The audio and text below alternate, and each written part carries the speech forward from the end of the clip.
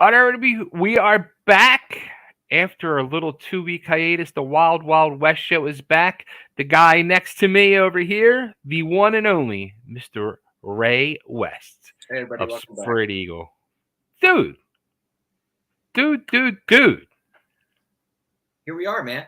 I would think that too much of a good thing is no good, but this is fun, man. I dig doing this. We should do this every day, but we don't have the budget. We have budget to do it every day. Right? That would be very, very interesting and fun to do every day. You're like delivering the news to everybody every day, man. Yeah. And that could be interesting. I think somebody should hire us for their network, Sirius XM. You're out there listening, watching. The Wild Wild West show should be on there, and we should be bringing you our version of the news and getting Ray's opinion, so the world can know. Because even if we do it one by one, it might take a little longer, but we're going to step up the pace and go two by two. But we're going to let the world know who the fuck is Ray West. That's right. We got a lot of bandwidth, man. A lot of bandwidth up here and there. so I told Ray this. So I just want to tell everybody else out there, thank you very much, because we got a lot of great positive feedback on the first episode. A lot of people really enjoyed it. They thought the show was a lot of fun, and I know Ray will pretty much agree with me. Like, going into this, we had no idea what we were going to do. So. Yeah, because everybody on the planet's doing it. Everybody wants to have a voice and say something, be heard. So it's just nice, man. It's nice that we can have people listen and actually be on the same frequency as we are, Right. So we thank all of you guys for tuning in and chiming in. Chime in as much as you want. Yeah, people can leave comments and we can pop them up on the screen and we can answer questions. We can have fun. Damn, Skippy. There you go. So I got I think I got like 4 or 5 news stories, and one of them wasn't even a news story, but it's been an ongoing news story for a while. But we touched on it in the first episode, and I immediately wrote it down. I said, "This is too much, too good, that I would love to talk to Ray about and get his opinion on this whole situation and what it could be and will it ever be, et cetera, et cetera." But in the world of music, as of late, we lost a true legend, Taylor Hawkins, the drummer of the Foo Fighters, and I guess it was like 6 months afterwards. Last month, they did 2 tribute concerts, one over in London and one here in the States out in Los Angeles. And they were huge, huge events. And there's been a tribute show that's been in the works supposedly now for over a year and a half since his passing, the legendary icon of the guitar, Mr. Edward Van Halen. Oh.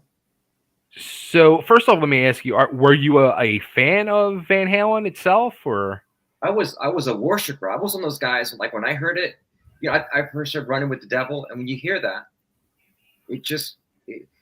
it's literally the backdrop of my teenage years. I think Right. Van Halen was a big part of it. It's just it was in my it was in my music. It was my musical Rolodex. That's all I heard. I think when I was a kid, a lot of Van Right. Halen, because it was so powerful. Because I'd never seen nothing like that. Well, first there's Kiss, Mhm. and funny enough, Gene Simmons is the one that discovers Van Halen. But still, it's like yeah, I was a big Eddie fan. I was the kind of guy that would argue with you at a party about Eddie Van Halen, because that was a big thing. You ran the kegger and you talking shit, and someone would say, "Oh, well, fuck that Jimmy Page," and like, Eddie's the shit, man. It's just, I was one of those guys, and I could talk Eddie Van Halen off. Of course, I worship Van Halen, man. That's awesome. That's funny you say that, though, because it was just like the same for me. Like in like those high school years at the keg parties and stuff like that. It was, especially in the '80s, it was that talk of music and everything that was going on, and it turned into arguments over who was the better band, who was the better guitar player. And going to a Van Halen show was like it was like going to an event. It was like going to the circus. You're watching the circus. Yeah. David Lee Roth was was P.T. Barnum, and Eddie's flying around, and Michael's flying around, and Alex was flying around behind the kid. It was just like it was a really primal event. I mean, you went to we had a place down here called the Hollywood Sportatorium in Fort Lauderdale, and Okay. it would turn into one big primal organism, and they would hit and open up with, I think it was like Atomic Punk, and it messed up my teen years in a sense that was like, oh, I have to be in a band now because this is a cool thing to do. I must be in a band that has a party vibe, and I need to drink beer as much as possible, take every drug as much as possible. That was the bad side of it. But Van Halen was a big part of our youth, man. Yeah, absolutely, absolutely. It's still kind of crazy, that the world lost Eddie Van Halen. Yeah. So there's been talk and rumors and rumblings coming out of the Van Halen camp now, especially the last 6 months. It really broke that there was a tribute show in the works. There was talks, but it was going to be. It sounded like it was going to be Alex, naturally, Michael Anthony, and Dave and Sammy, but on guitar was going to be Joe Satriani, which I didn't get. I didn't understand. Yeah, I was kind of the same thing. Like, I didn't understand that. The only way it works is if Wolf gets involved, Thank and you. that becomes a genuine thing. Because number one, he inherited the catalog from his dad. Imagine that, to have that kind of catalog. It's like, Ziggy Marley inherits all of Bob Marley's stuff and gets to go play it. But I think Wolf, Right. I don't know the guy, but he seems to be like very, a lot of integrity where he's like, I'm not going to do my dad's music because it's already been done. I'm going to do my own thing now because I'm talented too. Sure. So, I think because I love to celebrate. I would love to celebrate Van Halen music in that way. But once again, we talked about this last time. If I've seen something in its prime, I don't want to see a diluted, watered down version of it. Having Wolf in it is kind of like the genuine article. He could even sing this stuff because the guy's a great singer. I would love to see. It's good. I think the idea of a tribute's cool, and I hope they would they would do that because you already had the Taylor Hawkins thing.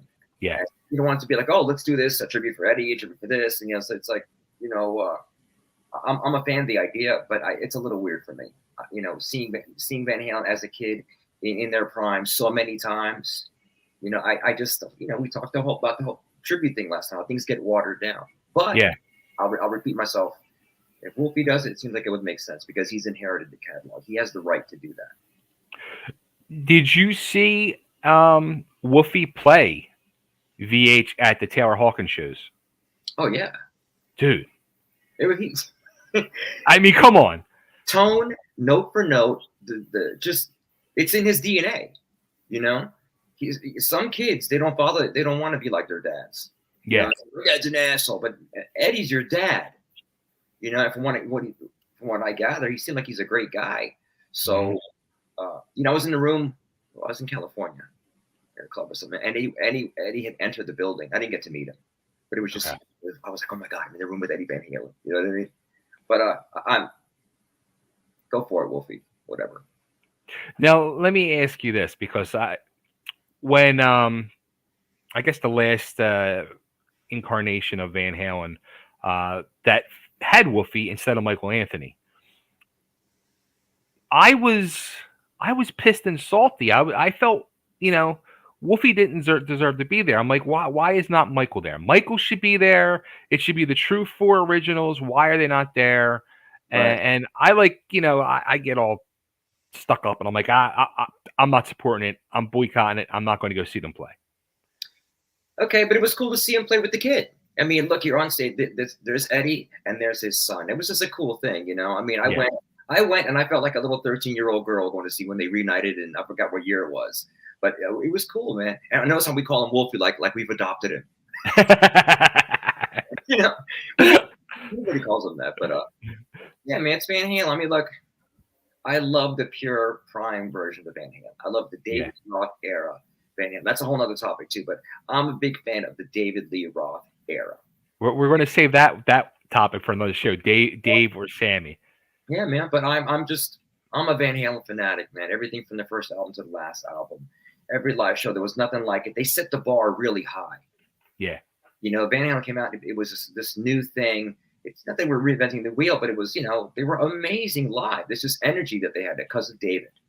you know, just holding everybody's attention, and the way he would just, kind of like it's like if Frank Sinatra could sing rock and roll and jump around, that was Mm-hmm. David Roth. Really great style, persona, but just the way he organized everybody on stage, it was cool to watch. It was Yeah. nothing like it in my time.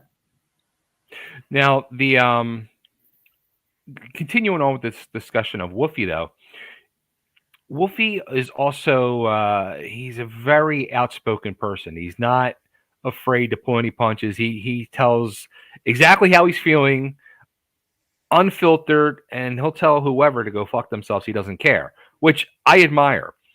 But at first, again, I was still like was in that salty mode against Mhm. Wolfie. But when he came out with his album after Eddie passed, he won me over because Yeah, he stood on his own. He played guitar, he played bass, he played all drums, he did the whole album himself, sang, and that song Distance and the whole album in general is amazing. But that song Distance had me crying like a baby. yeah, man, real sentiment. I'm not the most sentimental cat, but I got it. And just when he played, I think Yeah. he was on what late night show was he on? Was it Kimmel or something? Yeah, I think so, yeah. And he just blew everybody away, singing Hmm. his ass off, playing. It used to be you had to look a certain way to be a rock star. Remember the word rock Yeah. star? You had to be the Hmm. skinny, drugged out looking motherfucker. And he's very healthy gentleman. And he just he encapsulates all that. Great musician, great singer, great songwriter. And it's in his DNA apparently. You Yeah. know, so I'm a fan. But once again, I love Mike, Alex, Eddie, and Dave. Hmm. So of course there was that whole year where they had the guy from Extreme, Yes, Gary Sharon. just like, oh, that was bad news, and he got shit on pretty well for that. But you got to have a lot of balls to do that. Um, how can you not be that? You're joining Van Halen. Some things you just don't do.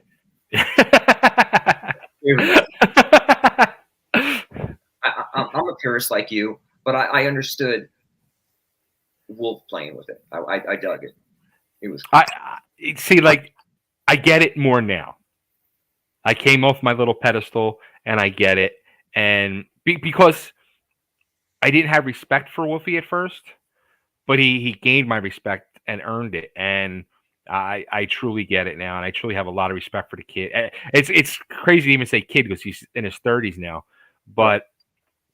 but going back to this whole thing of tribute, do you think like especially after the Taylor Hawkins ones, do you think is this going to be like a new trend now? Like, I mean, there was one years ago, when Freddie Mercury passed, there was an amazing one.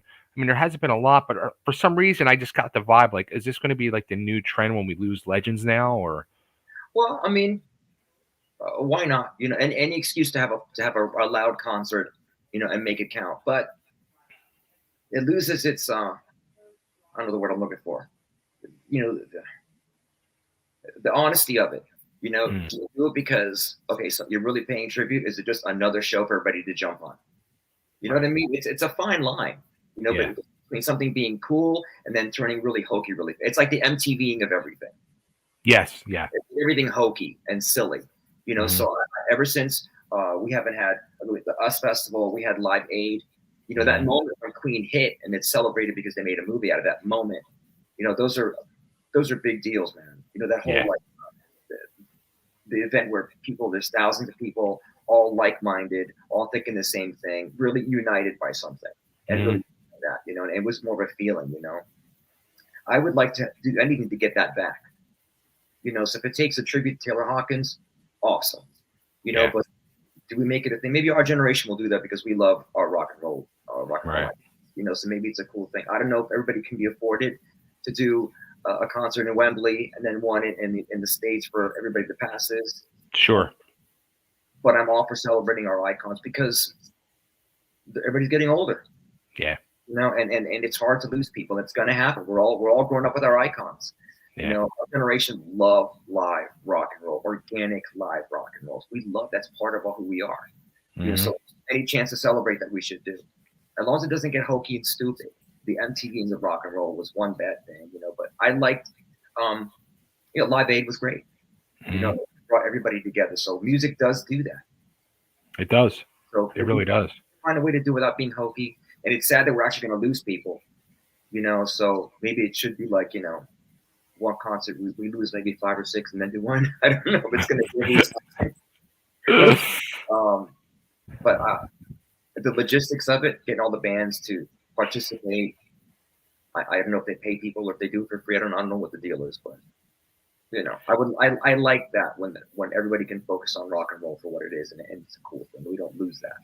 Yeah, I like that. Long-winded answer on that. Well, it doesn't even sound like this whole tribute would ever come off the ground because Wolfie has come out and said also in the last few weeks after the Taylor Hawkins tributes that the Van Halen camp is just too dysfunctional to get it together to do Yeah, something there's like been that. so much drama. It's like when people go to the Hall of Fame, certain band members show up, certain band members don't. We know about the drama with them and Dave, with them and Sammy and Dave, Right. and his wife, all the other shit that goes on. But just to celebrate the band's music, that's all that matters. It's like Yeah. Michael Jackson, right? He went through all that shit, but I love Michael Jackson music. Yeah. But I don't care about, I can separate the music from the artist. Right. Some people can't do that. So Exactly. coming back to tributes, I think, to musicians, I think if the musician was a great person and people loved him as a person, should be given tribute. Exactly. If you're an asshole and you're a great musician, then you don't get no tribute. Right. Who's going to want to pay tribute to that person? Assholes in our lifetime. That's going to be our new cause. Let's fight assholism. Stop it. The assholes we're fighting about. Okay, so let's continue with tribute talk because it seems to be a big word from the last show to now this.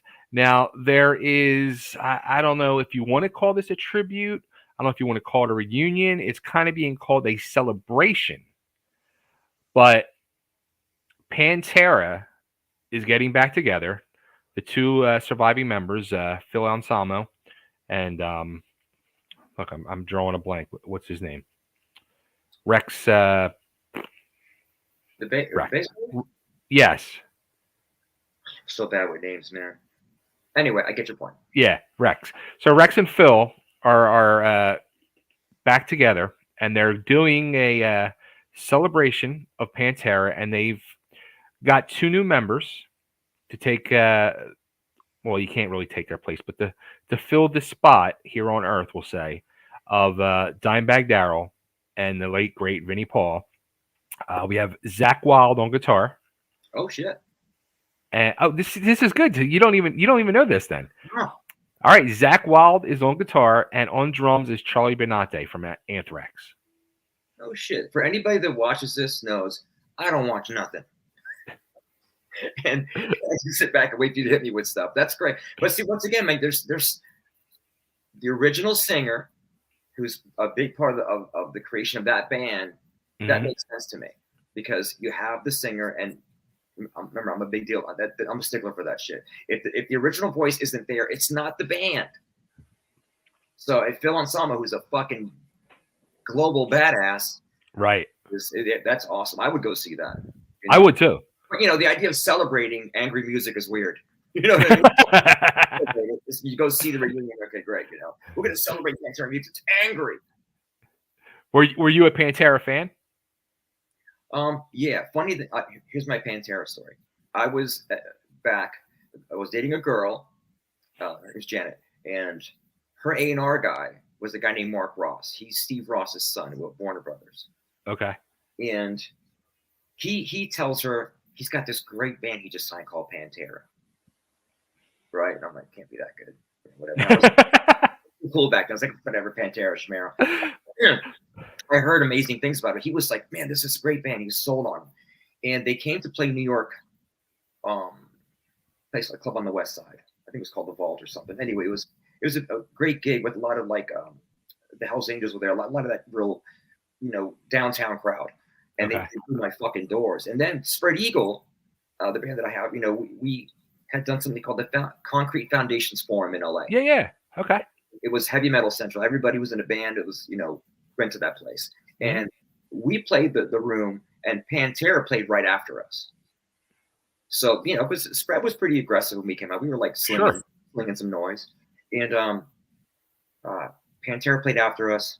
And once again, Blue Doors, man. Blue Doors. Wow. But I'd heard about him a little bit before. I'd heard about it. I'd seen him once in New York, and I got to see him in LA. That's And awesome. he just toured. And Dimebag Darrell said to me, coolest thing ever, man. We're at a place called the Pit Stop. And he said to me, "You got a good set of pipes, bro." I was like, "Yeah, man." Thank you, bro. That was because he was just cool. Yeah. That was just a really cool. In the same way that Lane was cool, Mouse. Mm-hmm. They were just really cool dudes. You could sit with them, talk to them, talk shit, talk jokes. It was like just like you knew them for years. You know what I mean? So back to what you're saying. I think it's cool that Phil Anselmo is doing that. Yeah, I think, like, without a doubt, it had to be Zach Wild. There could be nobody else in that spot. It's a weird it's not that it's weird to me, because Zach Wild comes to sort of like the Pantera is so heavy that you think of Zach as being with Ozzy, being like this melodic soloist, Then you see his label side, Black Labels, and they're so heavy and cool. So it's great. He seems like he's a great dude, consummate rock and roll. Yeah. And why not? I think it's a Zach Wild and Pantera. That's awesome. Who else I love it. Who else did they got? Charlie Benante. That's right. From Anthrax. That's great, man. Yeah. If I can get a ticket, it doesn't cost me an arm and a leg, I'll go see it. Well, the plan is right now, they actually do have like a dozen dates already, but it's mostly all festivals. And the first, I think 3 are in like Mexico. It's all like South America stuff. How cool is that? Yeah. I'm sure they're going to be paid well, and they'll be taken care of. But that's it seems like Phil Anselmo has what's the band Down, right? Down. Yeah. Mm-hmm. He's got like 10 bands.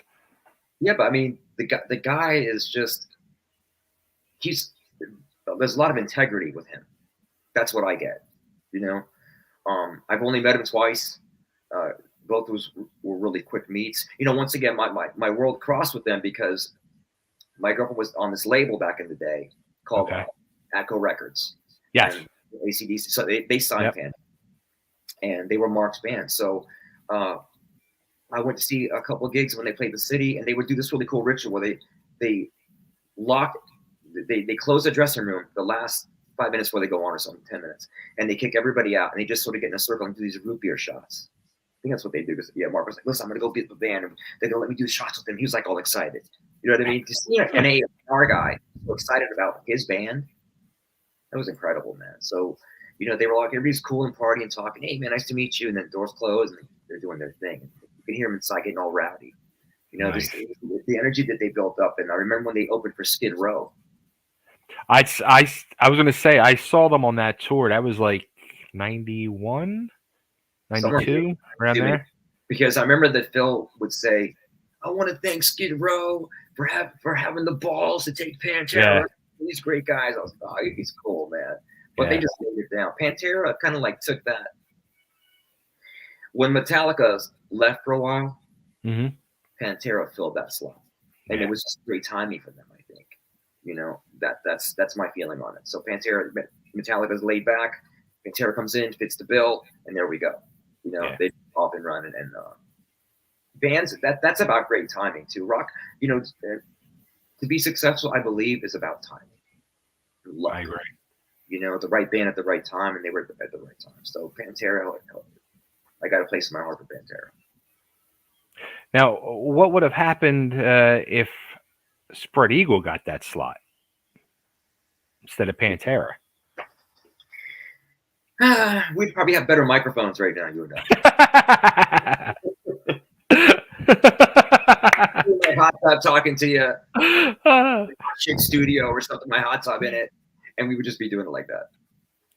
Yeah, we would do the show. Remember the Motley Crue video that came out in the 80s? What was it? What was that video? That home video. They did like this crazy home video, and like Vince Neil's in the hot tub in the back of the limo driving around LA Was it?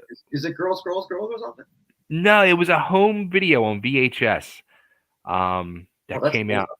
Yeah, it was came out like '85 or whatever. But it was like a crazy video like that, and that's what we need. We need to be in like in a hot tub going down like Sunset Strip doing our show. Yeah, we'll get like a little more budget. We'll make it happen. I think it's everybody gets their shot, and for whatever the reason is, things just don't happen sometimes. Things happen for a reason, and well, we can get it to spread some other time, really. But my old manager told me you had the brass ring and you threw it away. Wow. You get a lot of that. There was a lot of energy with Spread Eagle, a lot of energy, all captured at one moment. Which we just kept rolling. We were a machine, man. You couldn't stop it. We got together fast. We rehearsed fast. We wrote songs fast. We got signed fast. Right. But everybody gets their shot, and it's what you do with it. We had a chance to make a third record, and before that happened, I walked. So, I chose a different life over rock and roll. I was so fed up with it. But the bands that stay and hold their ground, God bless them, man. If you can monetize what you love, you got the world by the balls, don't you? Life is good. Not easy, but it's good. Yeah. So they're hit at the right time, and they had their, I'm sure they had their problems and what you read about, and then the band politics can be a bitch. People's drug use is a fucking bitch, man. It breaks up a lot of bands, and everybody gets into it. Everybody gets into it. Only some people get out. The smart ones get out.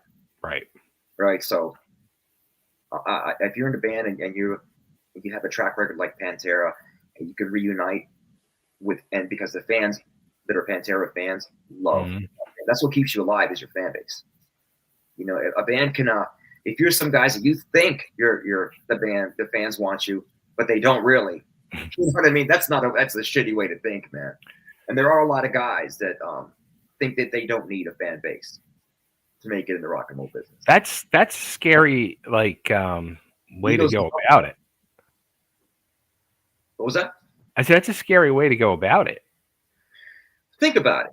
You're a guy. Your ego's huge. You have no sense of self-awareness. You think you're the fucking bee's knees, though, right? You have some money. Okay. And some guys feel they can just buy their way in. And a lot of bands. There's one in every county. Someone's got money. Someone's paying for the studio. Someone's paying the guys to leave their daytime jobs, to leave home, to go do a couple shows. There's a lot of bands are work with money. They don't work on the they don't have the respect first. Right. You got to do the work. You got to do the work, and then the work pays off. Then you have to earn your respect. You can't come in and buy respect.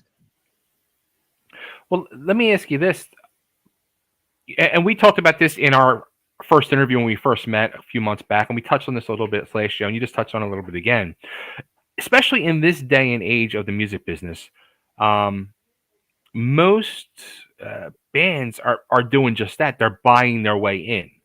They're buying their way onto shows. They're buying their way into record contracts. They're buying their way into everything. Even with record contracts now, you got to give the record. You are giving the record label part of your touring money, your merch money. It's ridiculous. I don't understand the way these things are working now. But back, years ago in the days of Spread Eagle, was it like that? Were bands then buying their way in as well, or because they were handing out record deals like hotcakes back in my day.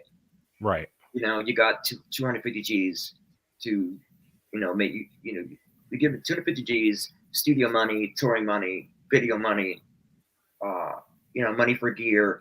I remember as a singer, I'll digress, but I'll get back. As a singer, I was always jealous of gear money.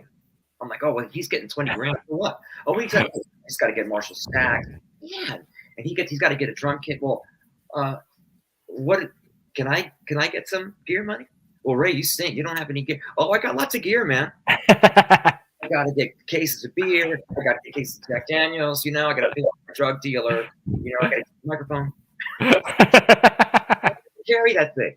I tried to get my hands on gear money. It was pretty funny when I went asking for gear money. Oh, God. Ray, gear money. You're going to kill yourself. I'm like, no, I'm not. I need 20 grand because I have to buy things. We're trying to get shit, man. But it's business, man. It's the music business as it was doesn't exist anymore. Right. Right? It's a streaming business. It's about getting on playlists. Mm-hmm. So you don't have to make a whole album anymore. But then other countries are like Japan. You go to Europe, they still produce CDs, but Right. everybody's getting into playlists and streaming. That's the reality of it. We are we are in the future, my friend. Yeah. Everybody's trying to find, instead of having a music business and everything's done this way, now it's free for all. If you find your way to make it to if you get people's attention, that's Mm-hmm. how the social media works with bands. You got to have everybody. Every band member has to be posting every day. Yeah. And it's like that. It's the days of being given 250 to a million for whatever. It doesn't exist anymore, unless you're like a rock pop band. Yeah. And there's that kind of thing, which is I do this still, not because I'm making any money, but I love to play rock and roll. So I love to get into the action of things. Mm-hmm. And yes, it's true. I don't do it as the way I used to because your body changes, things change. Sure. And you just are there because you love the art of doing it, and you Mm-hmm. connect with people who appreciate it. You're still trying to do that and be there with them. You got people that are demanding perfection, and those are the Mm-hmm. ones who comment and say all the dumb shit. And you got people that are in the room because they just want to connect with you. Yeah. The band's here. They're all alive. They're playing well. They're having a good time. They're enjoying themselves. And so we're going to enjoy ourselves. We're celebrating the music. Mm-hmm. But back to like this, I don't discourage any young band from getting together in the garage, banging it out, recording some songs, and do what you got to do. Go ask mommy and daddy for money. It's Right. great. Because I saw I posted this Godsmack video the other day. Okay. With all these kids playing with Godsmack. That fucking was beautiful, man. That was fucking beautiful. So I think there's a chance for organic rock and roll to still have its place. I agree. I'm in hope. I'm in a lot of hope about it. But the kids got to realize it's a new business. It's different, but they're going to find a way to navigate it because the kids always know how to navigate things. I thought by now, I figured, with that whole School of Rock explosion that we had, with all these young teenagers and kids going through School of Rock and becoming freaking absolutely fucking amazing musicians. Um, I thought that would have helped the rock music industry because I thought that was going to turn into like back in the 80s and even the 90s, even when grunge came in, there was still uh, the younger generation of teenage and 20 somethings going out to the clubs faithfully and religiously any night of the week to go support their favorite bands, their local bands. Right. And I was hoping that was going to be the influx to rebuild the club scenes, but it just hasn't happened. It's like I said, man. It's all the kids. What they do down here, and I've seen a lot of kids. They will get a warehouse space. Okay. And they just set up and jam, and they set up the camera, and they invite friends. And some of Right. these bands do a cool thing where you see like hundreds of kids from high school will be at a warehouse area, jamming to their favorite high school band. Wow. That works out. But social media, they're streaming it. It's a lot of word of mouth too. Yeah. It's just changed a lot. So the School of Rock, it's a great organization. I was a part of it for a couple of years in 2017 Okay. because I was teaching voice, but I found a lot of it was based on wealth. The kids that had money, parents that could afford to have the School of Rock babysit their kids for a couple of hours. So it's a great, out of 100 kids, you might get 2 or 3 that are Okay. playing, and the parents have a place for them to go. It's a safe space. The parents are paying good money for those kids to be there. But music education is the main thing. So the kids that don't have the money, but that have the that have the art in them, but they can't get to it because they don't have the gear. Those are the ones that can do it. That I'm Right. sure can make it happen. So, and it's an endless. We got to find a way to make that happen. Yeah. School of Rock, great. There's so many there's School of Rocks, and then there's so many different versions of School of Rock across the country, across the world, whatever. But you want to see the kids, that the kid that practices in an apartment somewhere because his mom is working 2 jobs or whatever, that he can't get the best guitar. He doesn't really, he can't go to school. Like, what does he do? Right. So you got to get to them and get them out in the action, man. So that's what it is. It's become a money thing. If you can afford to play rock and roll, you can go play rock and roll. If you can't, you're fucked. That's it. But if you can get in on the action, whether you have money or not, it's such a great thing to have in your life. The music lifestyle. Carrying yourself as a musician. Is through high school. It's a part of you. If you're a musical person, it's part of your DNA. It's part of your makeup. Who I think we might have talked about this last time. I think we did.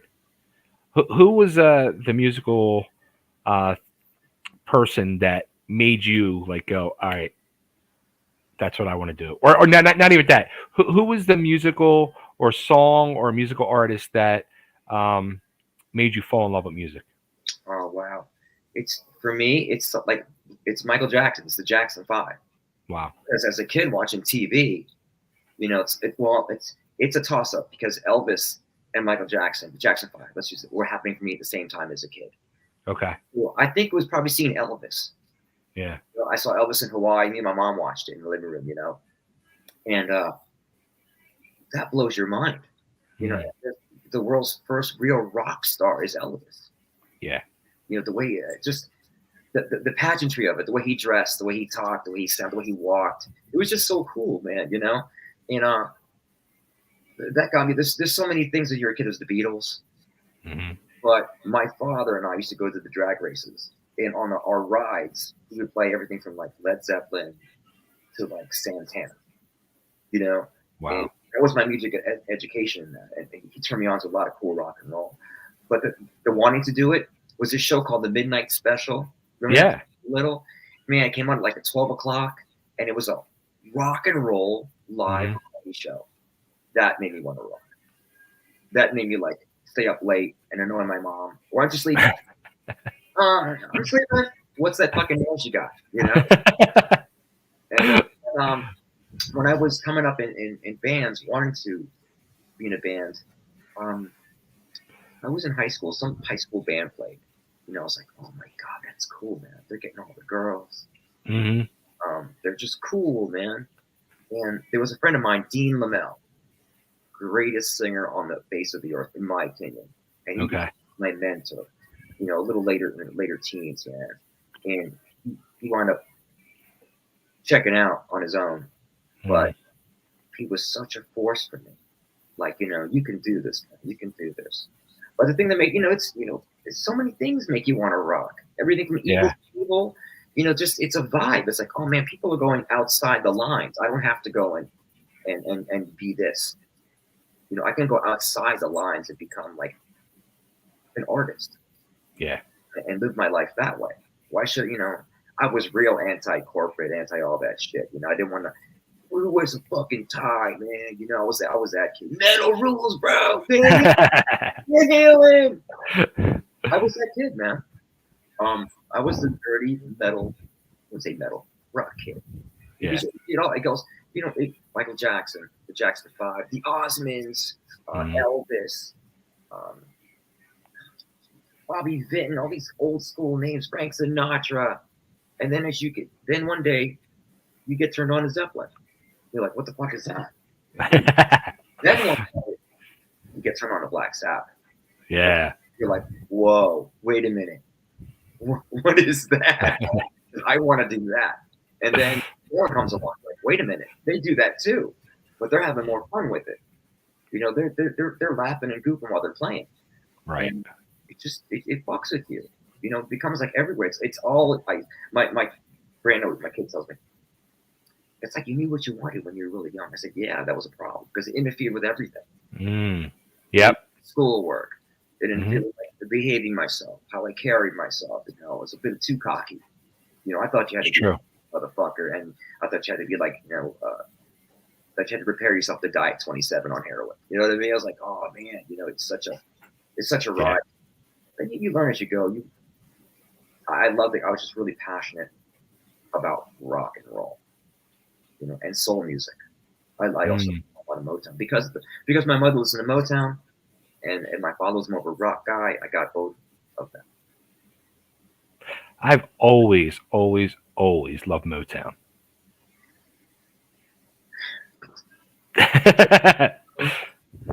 All of the blues, man, but Motown, God, it's just endless. It's endless. We can Yeah. names, but it's a way of the thing that I like about soul music through the years, it really doesn't change. Mm. It gets respected and carried on. Right. So our how we feel about rock and roll, I wish that was how it would be as well.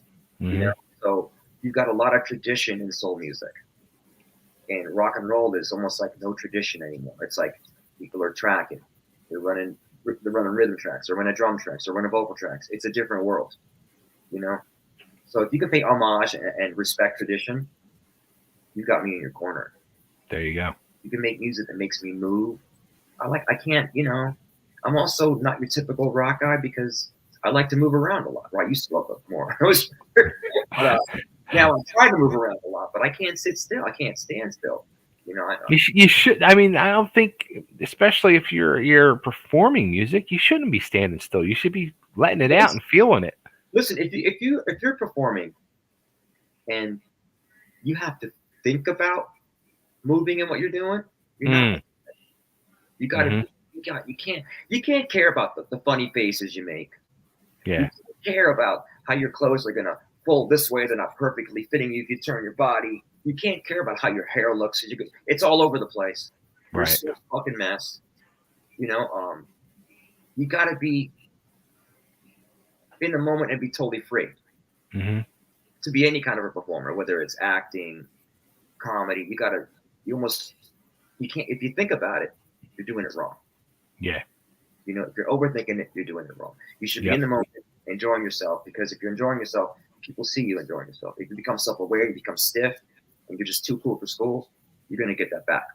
Yeah. The audience is gonna be too cool for school and give you the same stiffness back. So you Hmm. have to be free and be flowing all the time.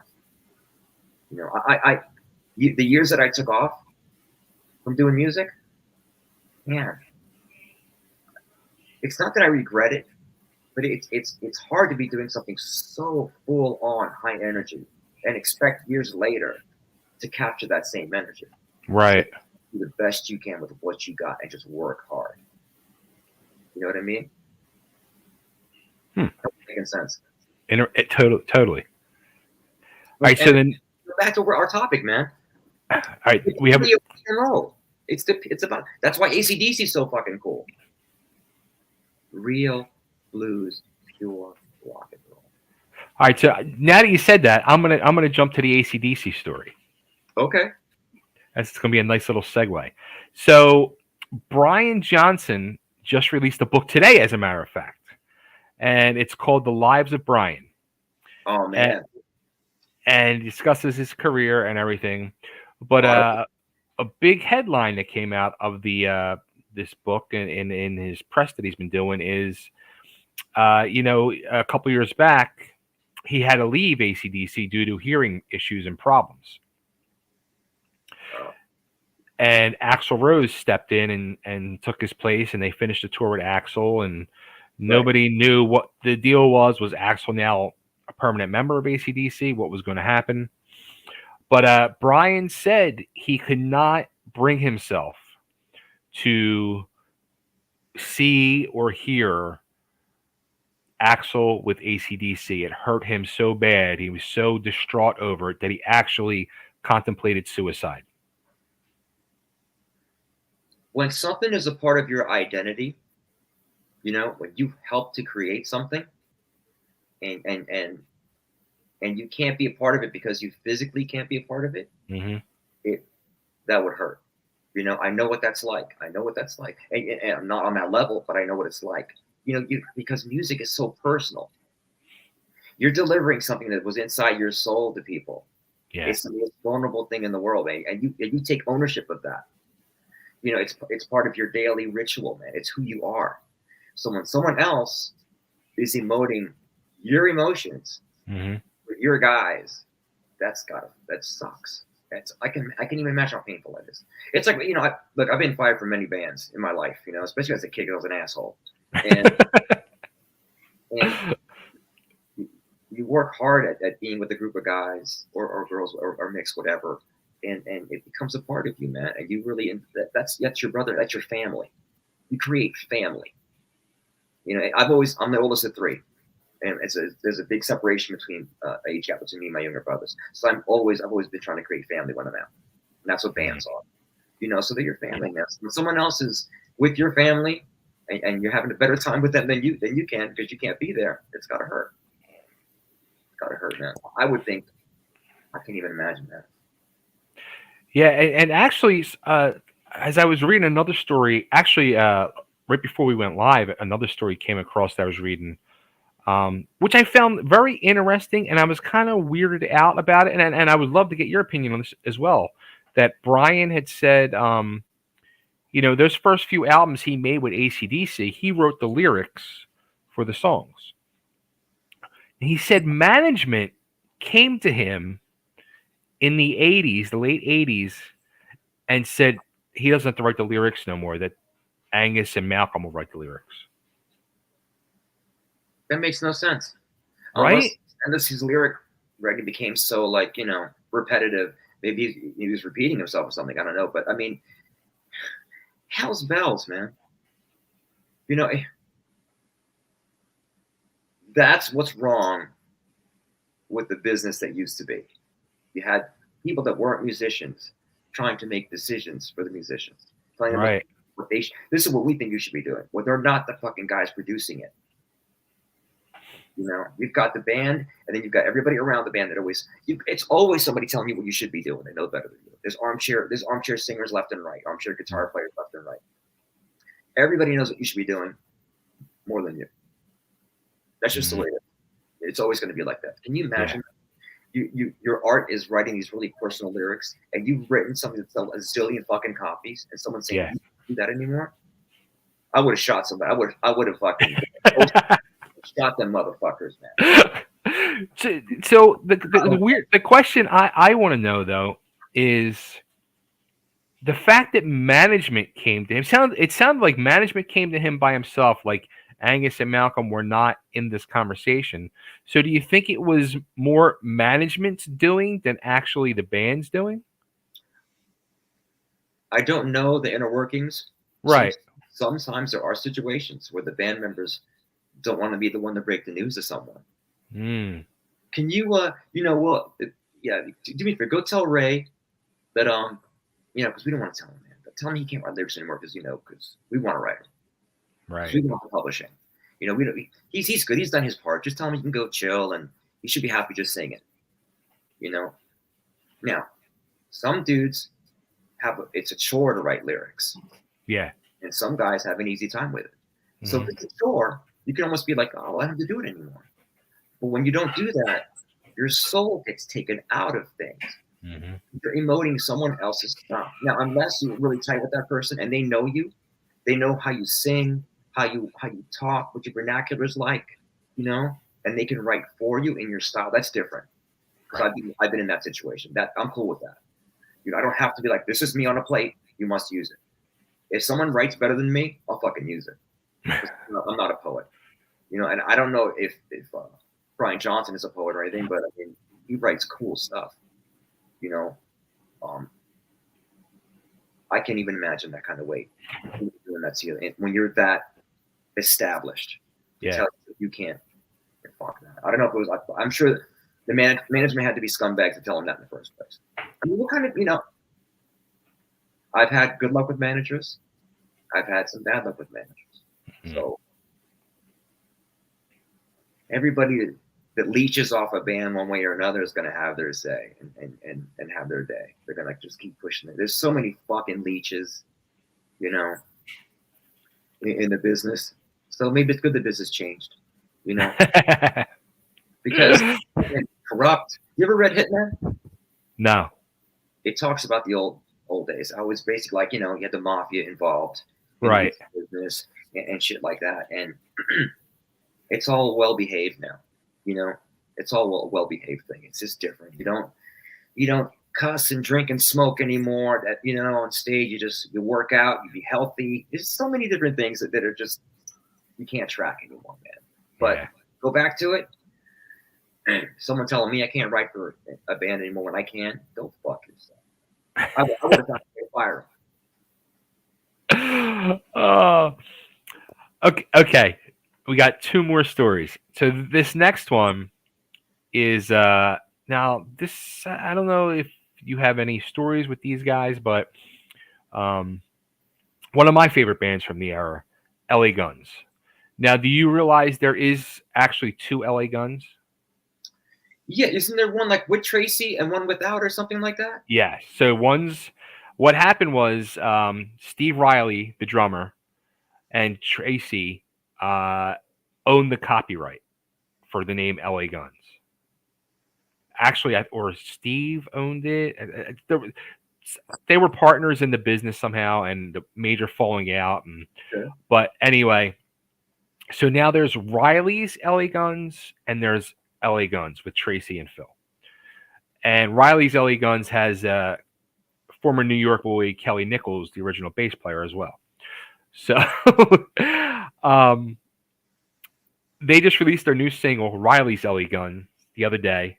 So they have a new album getting ready to come out. So I wanted to ask you, and we've seen this over the years. We've had 2 Queensryches. We have 2 Rats. We kind of had 2 Great Whites, which we're going to lead into another story after this. What would your thoughts be if the ex-members of Spread Eagle decided we're going to form our own version of Spread Eagle? I'd be on the news. Because I'd fucking kill everybody. LA Guns, the version that has Tracy and Phil, that's LA Guns. Right. Because that's the soul and voice of LA Guns. There is no other LA Guns. Queensryche, I just saw Jeff Tate live. Mm-hmm. He was great. Mm-hmm. But it was weird seeing him with all different musicians and really LA looking dudes, and the show was very quiet. Yes. But we'll get into that later. But to me, like we had this discussion, to me, if the original voice isn't there, it's a tribute. Mm. That's me. You can write all the shit you want in Boys and Girls, but I'm telling you right now, that's how I feel about it. You can't do Zeppelin and not have Robert Plant. Yeah. It makes no sense. Mm-hmm. So if people want to put down their hard-earned money to go see a fake version of something, God bless you, man. Go enjoy. But I'm a purist. To me, the original voice has to be there. You know what I mean? It's like, but if a band's catalog is that loved and you can celebrate it, that's a bonus too. It's always 2 sides to everything with me, but no, man, I would kill everybody. And also the ego part of me says it'd be cool to see somebody singing my shit, celebrating what I did, but. You know what's crazy about the whole LA Guns thing, though, to make it even like hairier or stickier, or however you want to word it. If you go onto LA Guns Spotify, you have the classic LA Guns, but you also have Riley's LA Guns. In that, it's all lumped together. There's no separate. Yeah. So, I mean. It's technically, if you, in a weird way, could benefit both because whoever could be bringing in to listen to LA Guns. But yeah, I would be like, if I was Tracy and I mean that came down to a legal thing naturally, but I'd be pissed off. Yeah, it's like we did a show in Philly and it was Steve Adler, so I was like, I had no look. I really don't pay attention to shit. I'm very oblivious to a lot of stuff. So I'm like, oh, cool, man. I hope their band's cool. And I see them playing it's all Guns N' Roses stuff. I was like, okay, it's a cover band. It's a tribute to Guns N' Roses. And because he was in the band, he gets to go play it. Yeah, I guess if you've had, it's 6 degrees of whatever the band is, right? If you were in the band, apparently you have the right to go play the music or whatever, But no, you get to LA Guns, man. I'm an LA Guns fan, and I'm a Phil Lewis fan. Mm-hmm. I would only go see LA Guns with Phil Lewis because he's cool, man. He is. I think he's cool. Like great singer, just great vibe. But like this goes back to our tribute talk, man. Mhm. You know, why waste your money on something that's not real? Yeah. No sense, man. Go It, see the movie. it's for me it's a tough thing, like being a fan of LA Guns, and I've had the chance to interview out of the original five, four of them. I've interviewed Tracy numerous times and Phil numerous times, Steve numerous times, and Kelly once. Um, and I wanted to hate Steve. I really did. And after I interviewed him, he uh, he was very open and honest, and I could tell he was being open and honest with me. And we had an amazing conversation. And I told him, I said, look, you know what? Like, I wanted to hate you, and I You told saw them. him What's that? I told dude listen, one night I saw them play a bar in Delaware, and I got drunk, and they came out to the merch table afterwards, right. and I razzed and broke his balls unmercifully, like really bad. I got to the point where he just said, "Can you please stop?"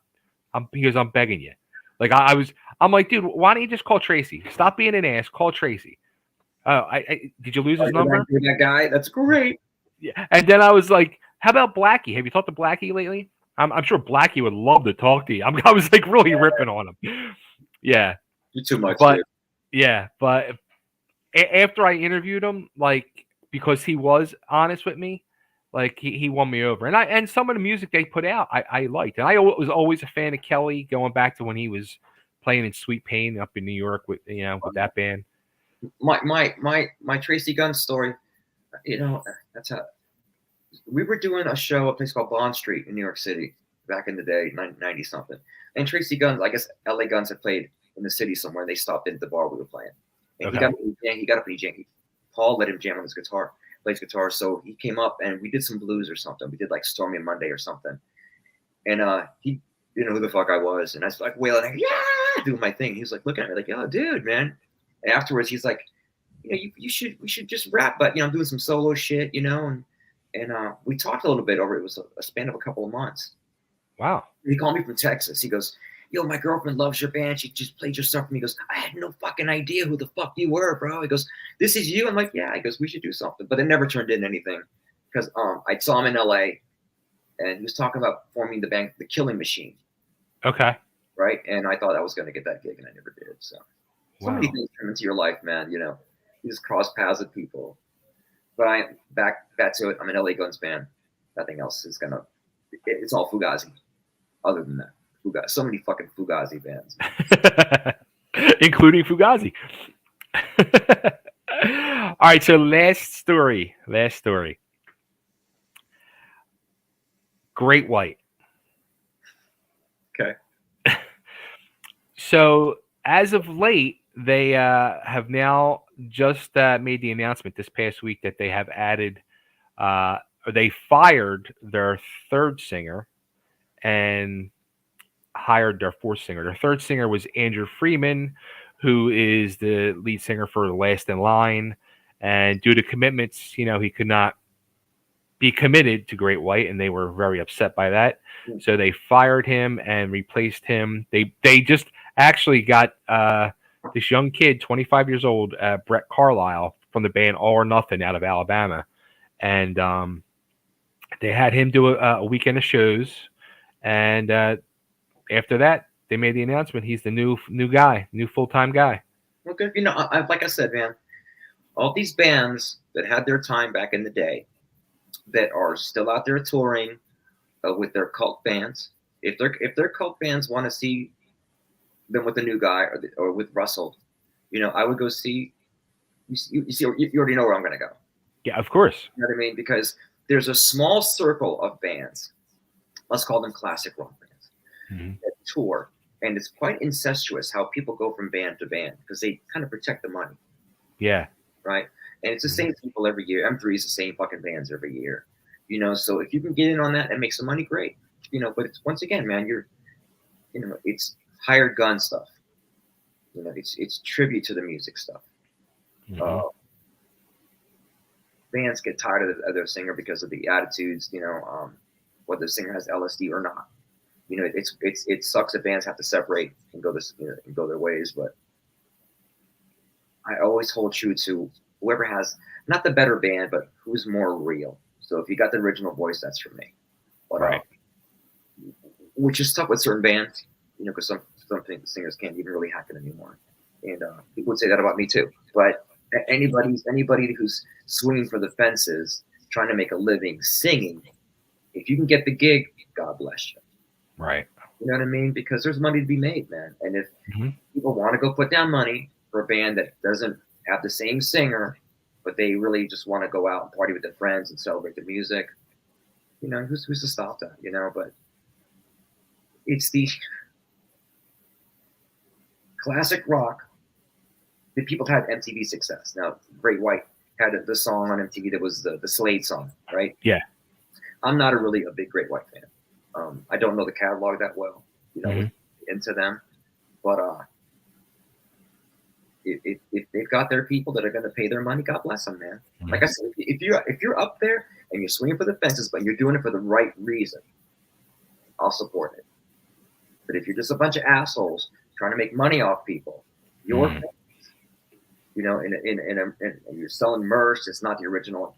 Who owns the logo? I still own the logo. Someone who sells some shirts. So Right. I've seen it. The fans aren't fans. They're just someone to buy merch. And that's Hmm. fucked up. That's fucked up, man. That's gonna piss me off, because to me, you can't fool people. You shouldn't try to.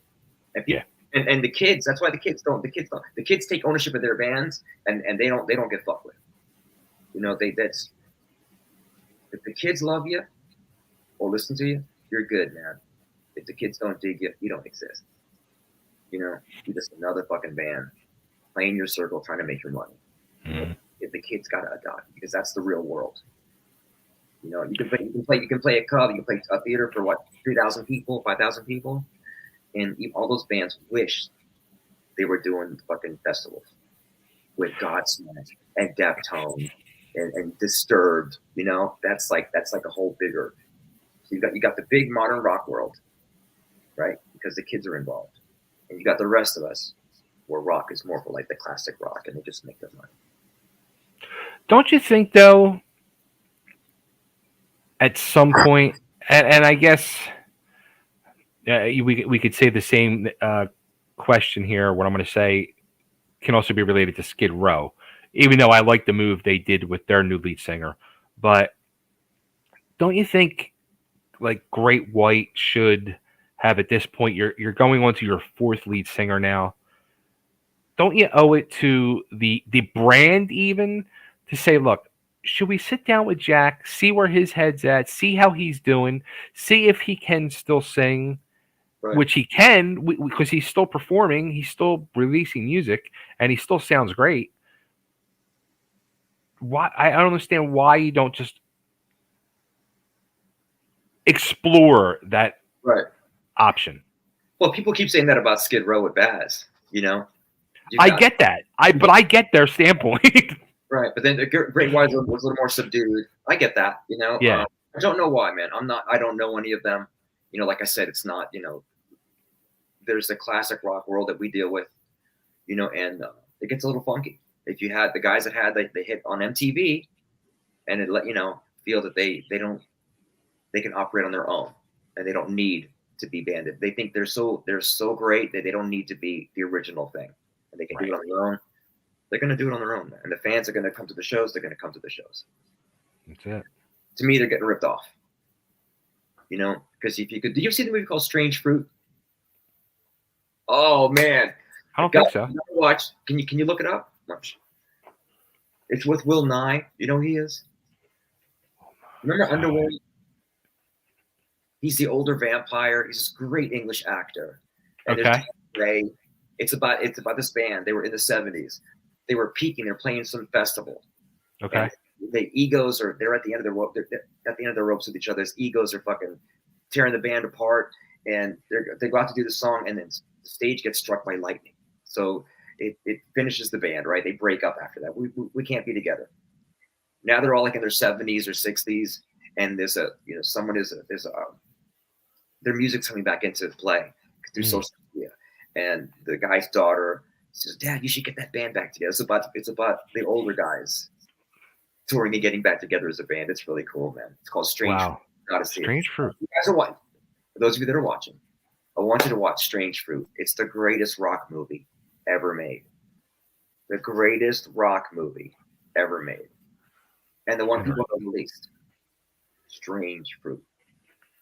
The greatest rock movie. Let me just make sure I know what I'm saying. It's the greatest. See, I love this because I'm writing down notes for future topics to discuss. Got to break down this movie. It's better than Rockstar. Did you like the movie Rockstar? I loved it. I did too. I loved it because it all seemed like there were scenarios that were in our lives. The putting out the flyers in the parking lot, the getting into fights with other bands like You're a Gang. You know, I think that's what it's based on. Like, is that supposedly it's based on Ripper had an Yeah. right? So, you know, that's what we talk about all the time. There's this great music machine that's rolling, makes a lot of money. Mm-hmm. Keep it going. Do you keep it going because it makes money, or do you keep it going because you really care about your fans? Right. You know, it's a strange time we live in, man, especially being a band. You know, and I talk a lot of shit about the tributes, but look, if you can make your money playing music, and you can really stand behind your product or in front of it, God bless you, man. But if you're doing it and you know that it's not soulful and it's not real, that you're just being fugazi, and I feel sorry for you. That's why I believe that you have to like just stand your own ground. You gotta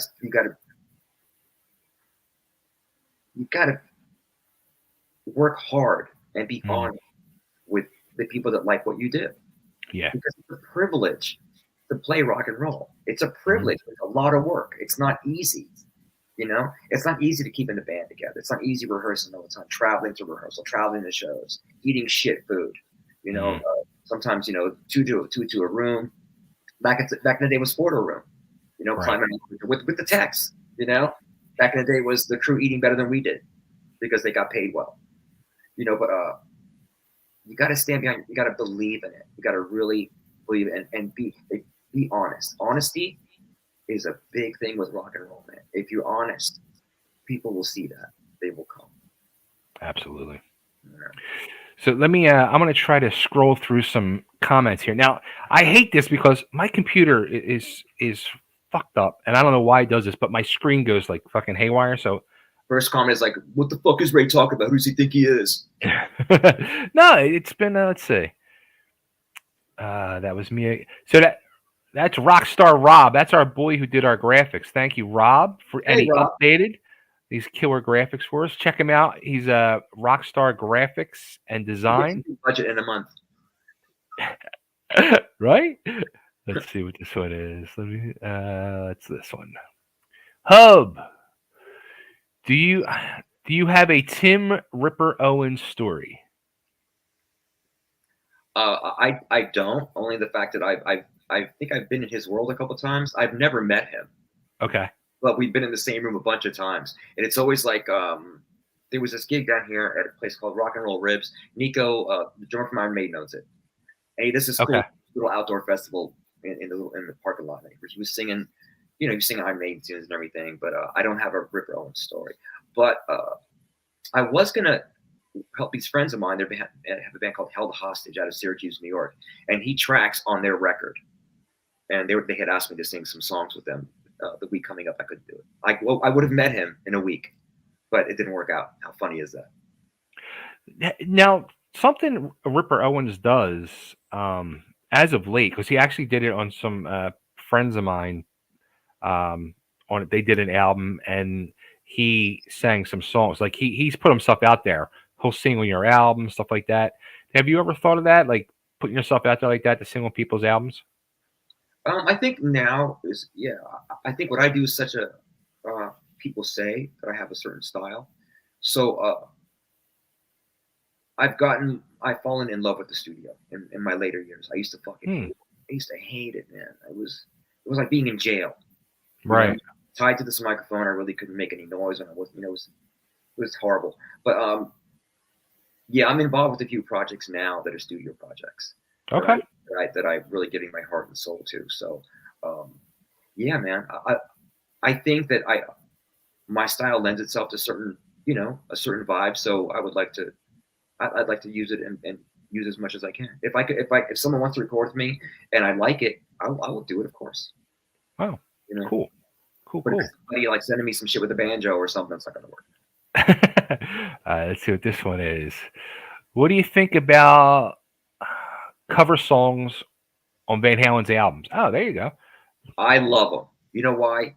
Because Van Halen can do no wrong with me. So you can record a whole tune of farts. I'd be like, that's fucking the greatest fart song I've ever heard. I loved "Where Have All the Good Times Gone" by the Kinks, and Love it. I was like, I was in heaven with that. Van Halen, they don't do covers; they redo songs and make Yeah. them covers. That's cool.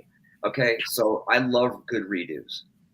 To cover a song just to cover it and sound like that makes no sense to me. Has Spread Eagle toyed with any covers ever to do and make your own? Yeah, we used to do back in our day. We did a cover of "Starfucker" by the Rolling Stones. Yeah, we used to do a version of the Whipping Post. Wow. Yeah, it was cool, man. Because my voice is really way up there. I sound nothing like Greg Allman, obviously, but it was pretty fun. I used to scream my head off on that song. Wow. Yeah. All right. Let's see what else we got here. Um, we keep getting requests for Madonna.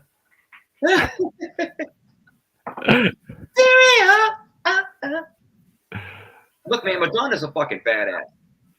This guy's. She's always going to be a badass. She just looks weird now. Yeah, exactly. In her day, she ruled the earth. She ruled the universe. She did. She totally did. We got Uncensored, which was what the Motley Crue VHS home release was called back in the 80s. It was Okay. Thank Uncensored. you very much because I didn't know what that was. I love Uh, Dirt. That movie's great. how about that?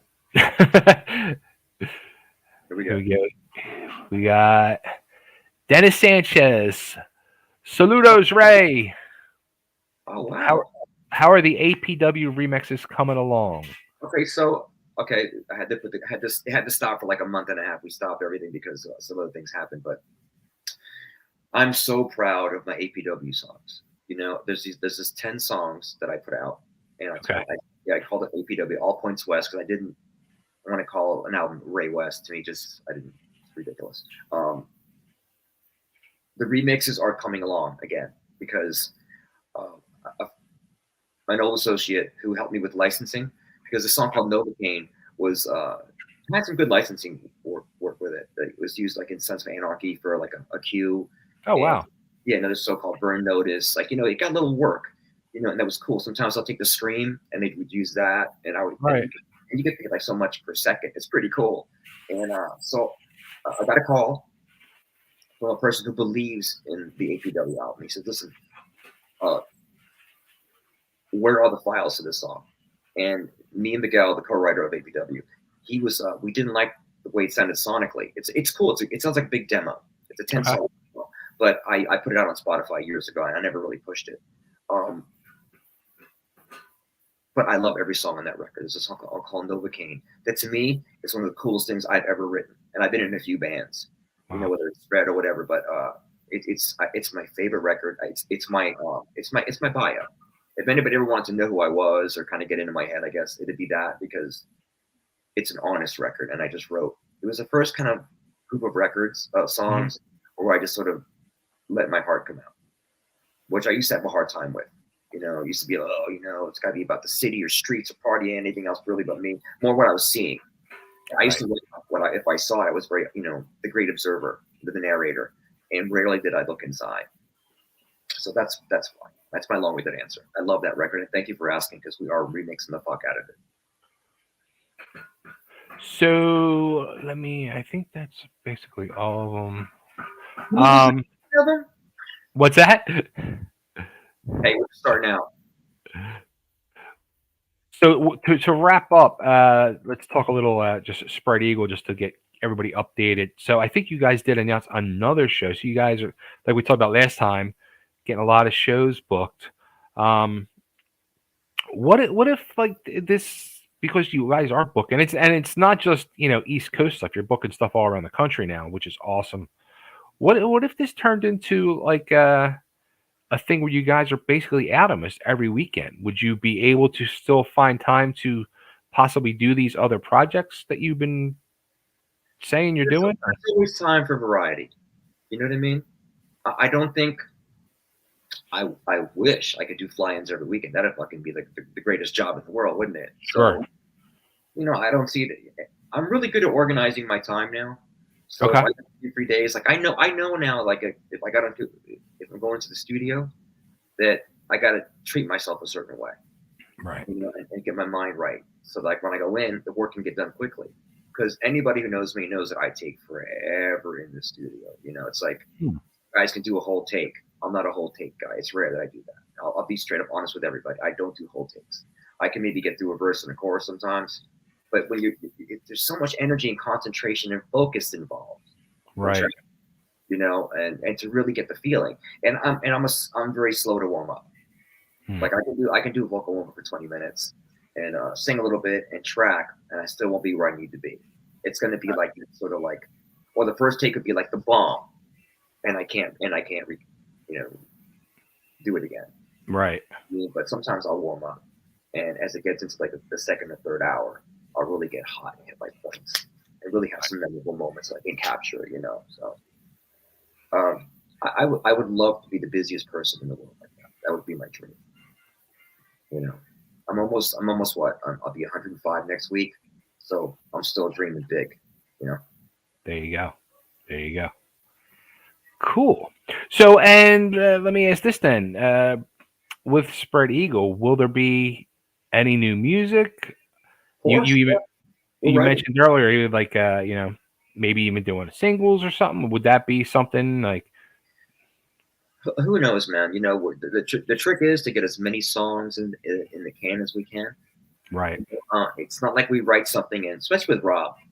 Rob and I can be really sticklers about this shit, and so can Ricky, and so can Z. We write with this group, we write as much as we can. It's Wow. not Okay. you just use what you got. There's always more in the till. Ricky writes, Z writes, Rob writes, I even write. It's yeah, man. There's songs in the till.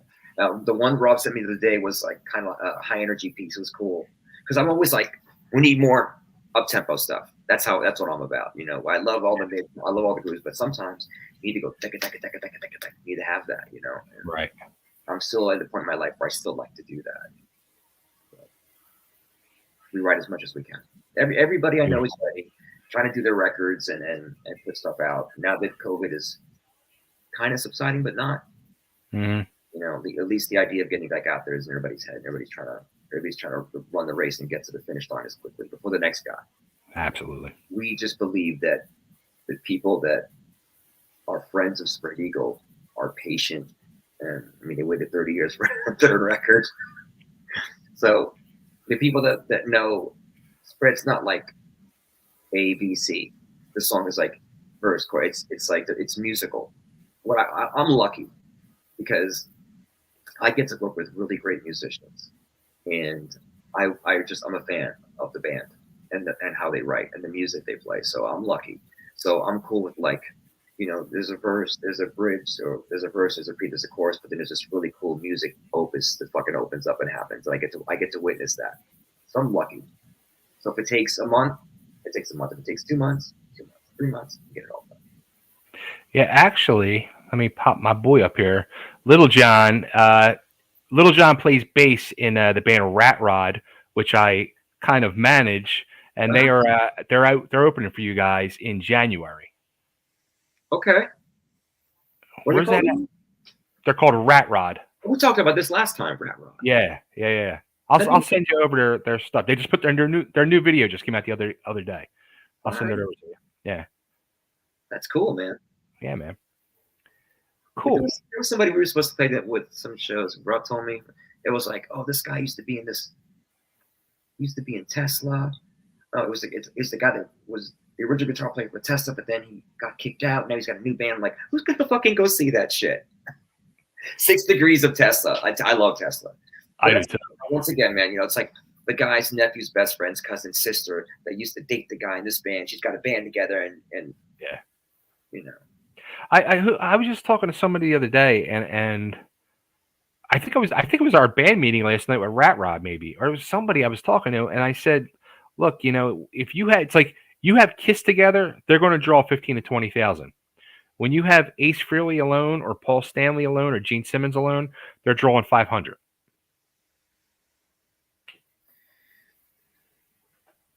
the original thing was cool for a reason.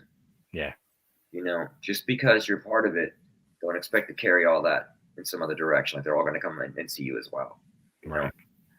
I've learned that lesson the hard way. It's like I'll do a gig with my stuff because you got to play Switchblade. I'm like, come on, man. This is a different band. No, dude, we love Switchblade. Okay, whatever. Come on, 2, 3, 4. The sound. Here we go. So me and Rob always talk about that kind of shit, man. Now, what's going to happen when people start chanting "Like a Virgin" to you when you guys play? You're gonna rock it. Motley Crue actually did a cover of that I think right. on the Dirt soundtrack. See, man, the beauty of singing is everybody can do it. But certain people only got the balls to get up on a microphone and make an ass of themselves. And then some people get on the microphone and they can actually do it really well. I've been lucky. I've got away with murder over the years. So I love, I like when people sing the songs. That's a big deal to me. To be a part of something and people sing the songs back to you. There's nothing like that. And so I'll go see a cover band and sometimes you see the cover band, I'm sure they believe that they actually wrote the song when they see your band. And it's like, oh, man, we're amazing. There's a fine line there, buddy. A great song is a great song. If people love it, they want to celebrate it.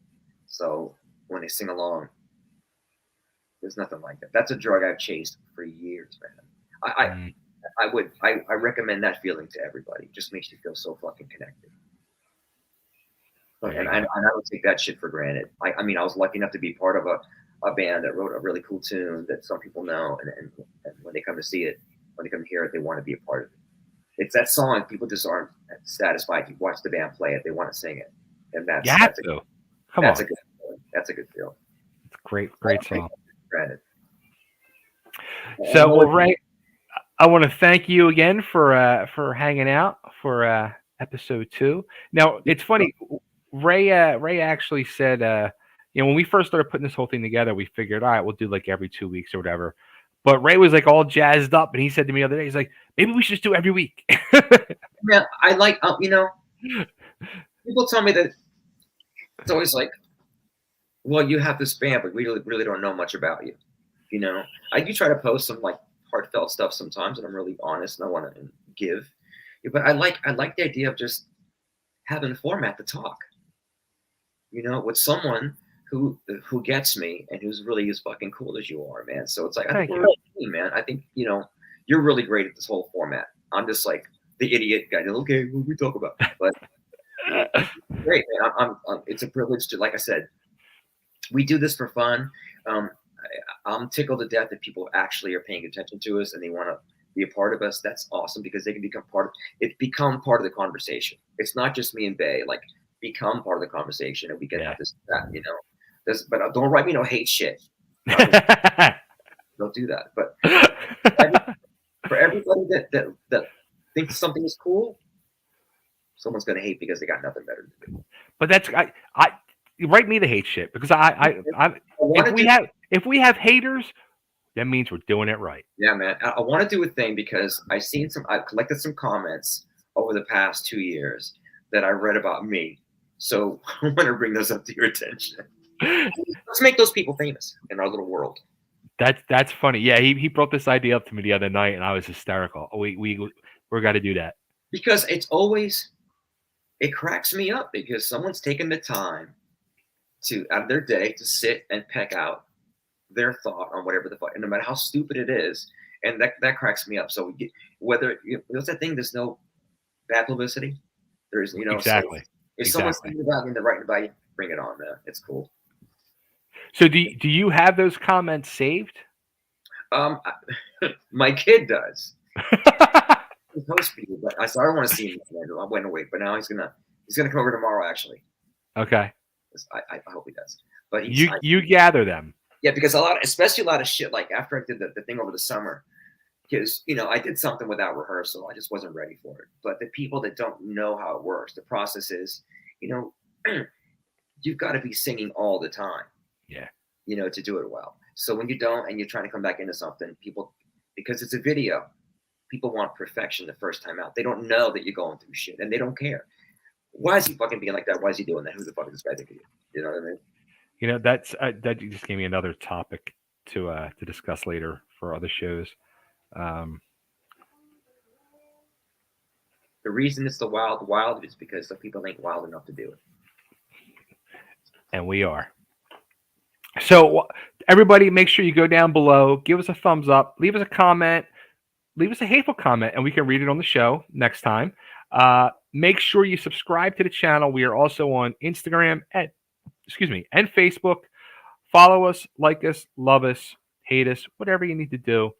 But we'll be back maybe next week, the week after. We're going to talk. See, baby, right. And he's Kimosabi. I'm Tonto. Fucking A Skippy. See you next time, everybody. All right, brother. Bye. Bye, Mom.